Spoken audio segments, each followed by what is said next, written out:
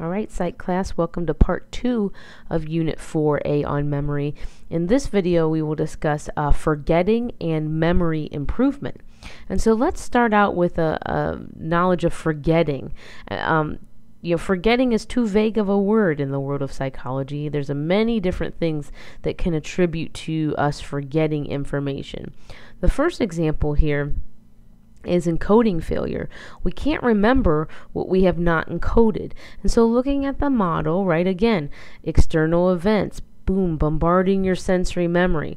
Only what you pay attention to gets moved to working or short-term memory. And remember, encoding is that process of making it something or translating it into a storable form.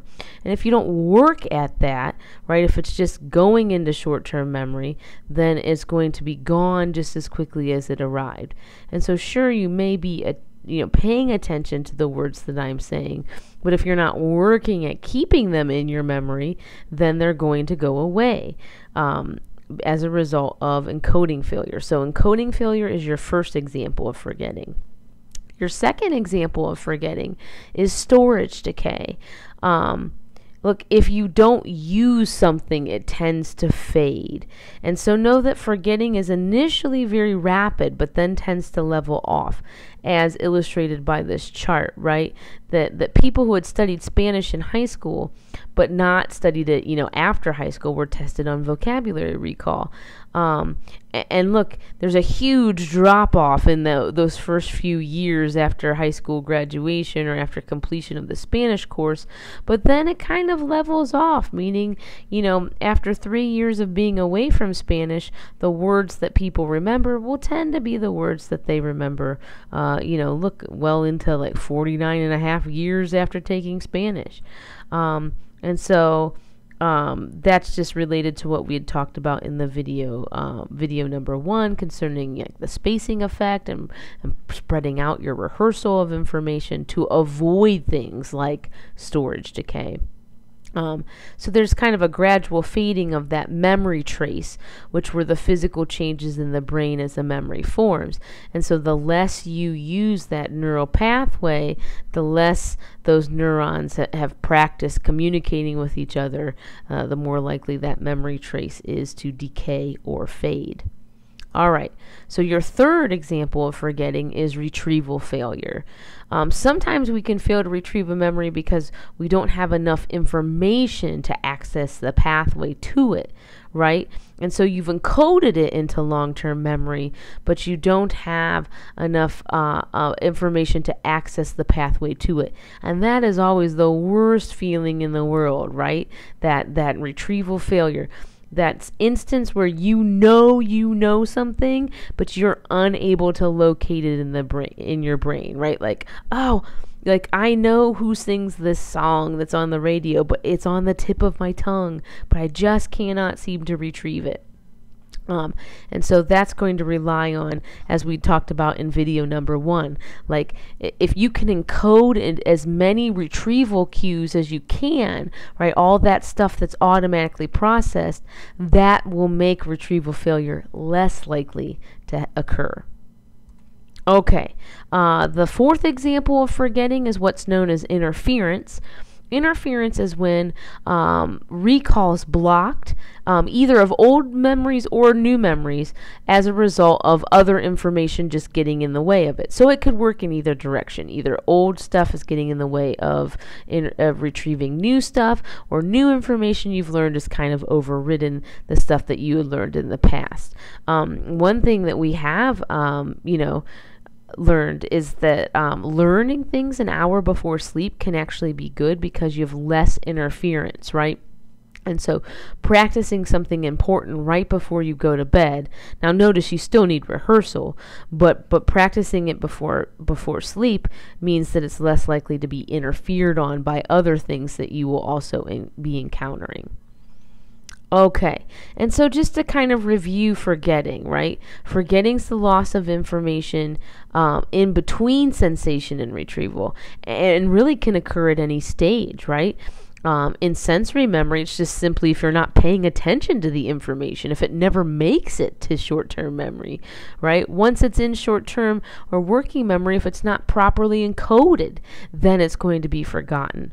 Once it's in long-term storage, right, you could have a problem accessing it because of interference, because of retrieval cues. Look, because of moods and motives. Remember, mood and context dependent memory, right?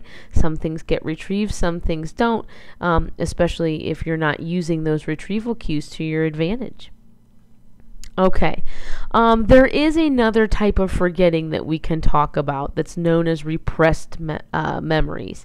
And this is a result of Sigmund Freud. Remember, he's the guy that came up with the dream analysis that we had discussed in Unit 2, right? That manifest and latent content of dreams, and that dreams represent this sort of wish fulfillment idea. He also believed that we could self-censor or repress painful or unacceptable memories to kind of like minimize the anxiety they caused us. And that therapy can help you retrieve these pushed away or pushed down memories. But most memory researchers today think that repression rarely, if ever, occurs. If you think back to our first video, right, we know the emotion makes a memory stronger. So it doesn't seem to make much sense, knowing what we know about brain chemistry and neuroscience, to say that anything emotionally laden, traumatic memories being an example of that, would ever be pushed out of conscious thought. They'd actually be more vivid than other types of memories. And so I bring up repressed memories. You should know it as a possible means of forgetting. It's kind of like forgetting things on purpose. But know that modern day psychology doesn't subscribe as much to repressed memories as they did back in the day. Okay, one of the things that's kind of interesting to remember, and this is strange to talk about memory construction when we're talking about forgetting, but the reason I bring this up again is that, keep this in mind. Nothing is stored exactly as it happened. And every time you retrieve something back into short-term memory for use of that information and then restore it back into long-term memory, every time you replay that memory, you're kind of replacing the original version with the slightly modified version, something that's known as reconsolidation. So you can kind of think using our information processing model of memory, like when you store something on your hard drive and then retrieve it back to your desktop and use it, like you're slightly altering it and then you're kind of restoring it into long-term memory. This is kind of strange to think about, right? That kind of means that the things that we have stored as memories aren't like exact, like videotaped replicas of what really happened, but our own kind of spin on things gets stored with it as well. This means, as you learn by watching brain games in class, this means that we are very subject to what's known as the misinformation effect, right? Memory has, can be corrupted by misleading information. And you actually met Elizabeth Loftus in the National Geographic brain games that we watched in class, right? And that she and her colleague did experiments on this, where they actually had people watch like a classic, driver's ed film, and then ask them the questions. How fast were the cars going when they smashed into each other? Or some members of the audience were asked, how fast were the cars going when they hit each other? And the results were staggering, right? People who were asked the smashed question actually reported the higher speeds. They reported broken glass at the scene when there really wasn't. And a week later, they were more likely to falsely recall all these incorrect things that they had apparently seen in the video. And so even though the group watched the same video, how the question was framed impacted how they answered. And so any of you thinking about going into the criminal justice field, whether it be as a police officer or as a lawyer or as a judge, right, you should keep this in mind. How a question is framed or how a question is posed plays a role in how a person is going to retrieve a memory. And you did see some examples of that in brain games. Okay, this just means, right, that eyewitness testimony in court cases is horrible, right? The wrong people can get convicted because we still as a culture think that eyewitness testimonies are valid, right? And really, our memories are quite fallible, and so to continually rely on eyewitness testimony is just a faulty way to convict people of crimes. Luckily, science is kind of helping make convictions be more accurate. Okay. We know from research that even imagining things that haven't really happened to you can make them feel real, right? And so college students were asked to imagine specific childhood events, and then 25% of them later recalled that event as actually having happened in their life, even though it was a made-up story, right? And so sometimes when people are telling me those whopper of a tale, I often think, yeah, right, that didn't really happen. But in my brain, I kind of forgive them a little bit, because to them, it could very well have happened as they are replaying the story to me, even though it seems exaggerated to, an outside observer. Okay, related again to forgetting, we can also have what's known as source amnesia, which is faulty memory for how, when, or where information was learned, right? Like that is why songwriters and authors sometimes unintentionally plagiarize something. It's also why people will recount things, that their friends told them or that they heard through the rumor mill and swear that it's true, because they heard it from a reliable source. Or, no, I heard that chocolate makes you, do better on tests. Yeah, I saw it on the news, when really it was just, your friend at the lunch table recounting that information. So keep source amnesia in mind as a possible reason that we don't remember things exactly as they happened.